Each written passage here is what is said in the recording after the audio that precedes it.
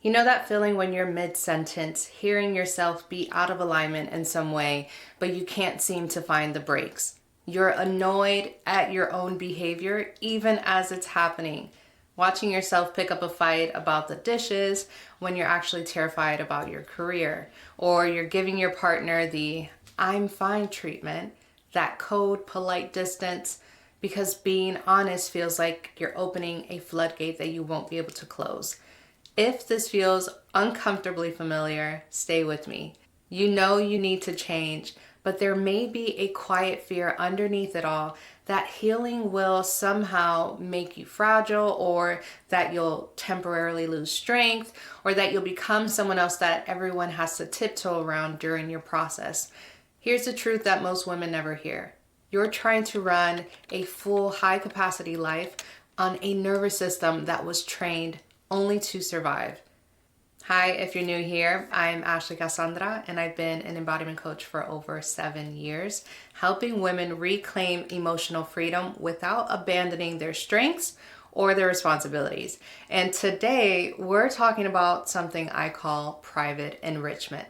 It's the practice of resetting your internal emotional state before the pressure it creates turns into this massive reaction, so you can show up with presence instead of being forceful. Now let me give you a simple map of where we're going today. The hot coal mistake. Why the way we're currently processing emotions is quietly draining the room. The lost container. What humans once understood about holding big emotions.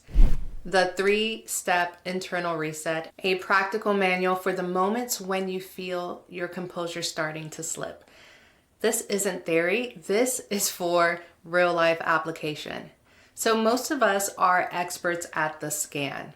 You've spent years curating your behavior to be convenient, capable, and composed, so much so that your real emotions have started leaking out sideways as irritability, as brain fog, as the bone deep exhaustion that sleep doesn't seem to touch. That's not a personal failure, that's a system under strain. When we finally realize we're unhappy, we usually try one of two things, and both make it worse. The first one is the pressure cooker. You try to mind over matter it. You read the books, you do the affirmations, but you're still tense, tired, and waiting for the other shoe to drop. What most of us already know is that suppression isn't healing. It is just borrowing energy from your future until your body forces you to pause in a way that you didn't plan for.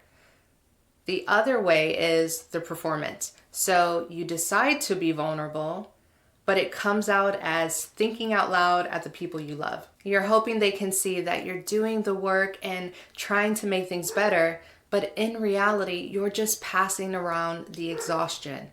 It doesn't create intimacy, and it just seems to deflate everyone's energy in the room. You think you're being open, but you're actually just asking them to hold a hot coal of problems because your hands are tired of burning. Now there's a third way, and it's private enrichment as the middle ground. It's the understanding that deep emotional shifts require a container, and most of the time, not an audience. There was a time when big emotions had dedicated spaces. Rage, grief, loss. These emotions weren't just handled over breakfast or in the middle of daily tasks. What our ancestors understood, and what now neuroscience confirms, is that the nervous system can only release what it feels when it's safely held to process. Today we are trying to make these soul level shifts in the middle of the workday, and then wondering why we're snapping.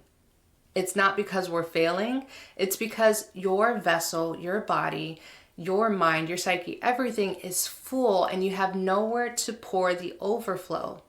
You don't need more efficiency, and you don't need better time management.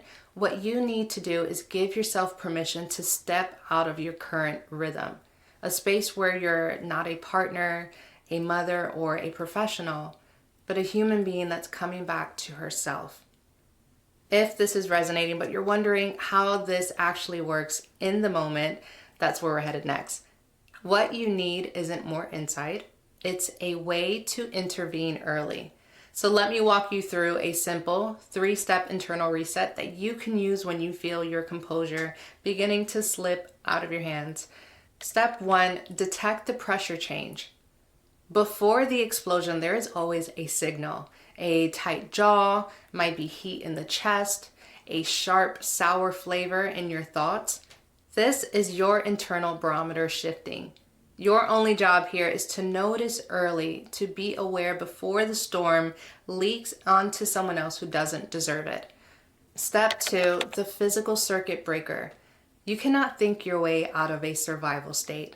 If your heart is racing, don't force it to be still. Your body actually thinks that there's a threat nearby. So the best way to approach this is to interrupt the circuit. You can splash cold water on your face, hum a low note until your chest begins to vibrate, or you can create movement with shaking your hands and arms to get some circulation going. What you're telling your system in that moment is that you are safe and you can now shift your attention to something else. Step 3 is the internal reset. Give the energy a place to go that belongs only to you. First with the basics. So you can't really do soul work if you are dehydrated and too sleep deprived.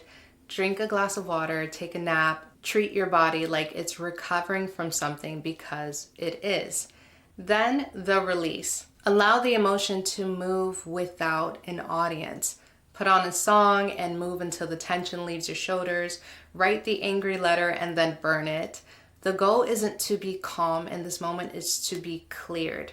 Now, I want to be honest with you, having this manual, having these 3 steps doesn't mean that you'll never feel the pressure again.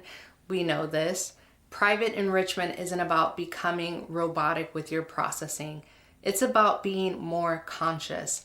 There will be days when the pressure builds faster than you can catch it. There will be moments where you still miss the signal, and that's okay. Growth isn't a polished final product. It's a messy, necessary demolition of the old version of you. In a demolition, things get clunky, dust flies, and sometimes, despite your best intentions, you're still going to lose your footing and drop a brick on someone's toe. When you realize that you've leaked that pressure onto someone else, I want you to zoom out as quickly as possible. See the bigger picture here. You are someone who deeply cares about actualizing your own potential. And sliding into a shame spiral doesn't align with that trajectory.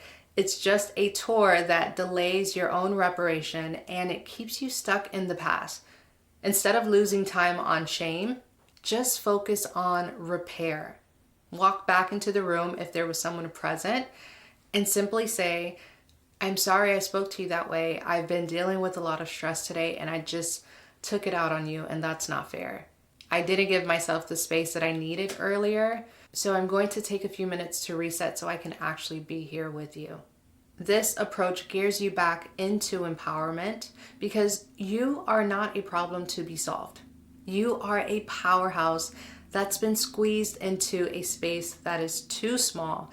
And private enrichment is how you move those fences back so that you have the room to lead yourself with love and at your full capacity.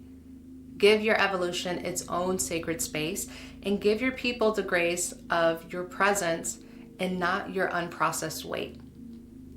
Now, everything we've talked about today, detecting the pressure, interrupting the circuit, performing the repair, it all requires one thing to actually work: a foundational connection to your own worth.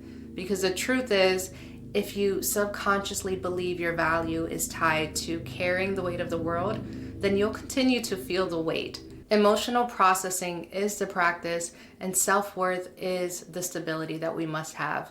If you find yourself knowing what to do but struggling to actually give yourself the space to do it, I put together a 30 days of self-worth challenge. This is about strengthening that internal connection so that allowing yourself space becomes second nature instead of feeling like a luxury. The challenge is free, so just comment the word below and I will send it right over to you. Also, I'd love to know in the comments, what's your personal signal? How does your body tell you that you're starting to head in the wrong direction? Let's build this container big enough for all of us. I'll see you in the next one.